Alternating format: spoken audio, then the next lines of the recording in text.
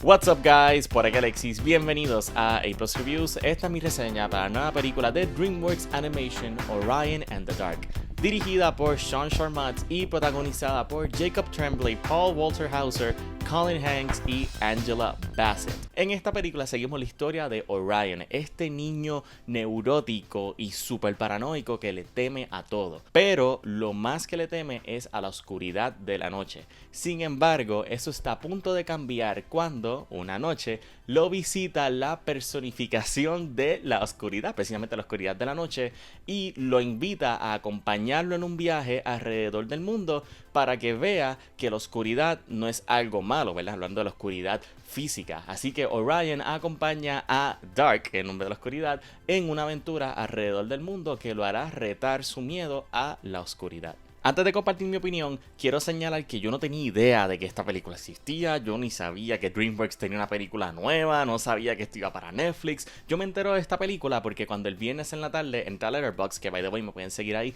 como Alexis_Films, entré a Letterboxd y unos colegas y unas amistades que la vieron y dijeron buenas reseñas y dije, adiós, ¿qué es esto? Y me pongo a buscar información del proyecto y yo me quedé como que, ¿qué? Porque el guión de esta película está escrito por Charlie Kaufman. Sí, el mismo Charlie Kaufman que es el guionista de Eternal Sunshine of the Spotless Mind. Y yo dije, wait, que el mismo guionista de Eternal Sunshine escribió una película animada. Dije, no, esto tengo que verlo. Para mí, esta es la primera gran sorpresa de este 2024. Solamente llevamos, ¿cuánto? 35, 37 días por ahí dentro del año. Y ya tengo una película que me sorprendió por completo. Y no solamente por el guión de Charlie Kaufman, sino es que en general la película me sorprendió lo llevadera que es. Me sorprendió que es una película que dura como 90 y pico de minutos. Una película que no se extiende de su duración. Es una película que dura casi lo que debe durar. La estética de la película me gustó mucho. Siento que el diseño de los personajes funciona para la historia que quieren contar. El personaje de Orion pues tiene unos miedos que son sustanciados, ¿verdad? Bien fundamentados. Pero hay otros que son como que pues miedos por de la vida, ¿verdad? Entonces él tiene como esta crisis existencial. Y lo más que me gustó de la película es esos momentos donde podemos adentrarnos en la mente de Orion, donde él está haciéndote un listado de todas las cosas que le tiene miedo, donde él está overthinking, que es bien curioso cómo lo trabajan. De hecho, esta película me sorprendió porque es una película que está clasificada TVY7, que prácticamente es el rating que tienen muchas series para niños, ¿verdad? Pequeños. Y no es que la película sea fuerte para ellos particularmente, pero hay momentos de esta película donde se habla bastante de la idea de la muerte, de ese miedo existencial, de qué hay después de la vida, si hay un vacío, si hay algo más allá. Y yo dije, estas son temáticas profundas, porque esto está clasificado TVY7, esto por lo menos es una clasificación PG. Obviamente son clasificaciones familiares, pero un niño de 7 años no creo que pueda captar toda la temática que están presentando en esta película. Y eso me pareció interesante porque esta película pues sí, primordialmente pues está trabajando esta noción de perderle el miedo a la oscuridad, ¿verdad? Lo que uno puede ver, ¿verdad? La ausencia de luz particularmente.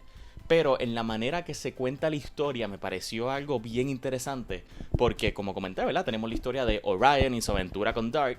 Pero también dentro de esa historia tenemos otra historia que es un Orion adulto contándole la historia a su hija como un cuento para dormir. Y cómo esas dos historias se cruzan me pareció bien interesante porque tienes esta visión en la historia de Orion, que es un cuento de hadas, y cuando entra la hija y empieza a hablar con el papá y empieza a criticar la manera en que él está contando su cuento de hadas, ¿verdad? No, cuento de hadas, no, perdón, su cuento para dormir. Entonces vemos cómo el papá se la tiene que ingeniar para contar la historia de una manera que a su hija le parezca interesante. Y eso me pareció un paso, es como que dije, mano, en esencia, una complicación.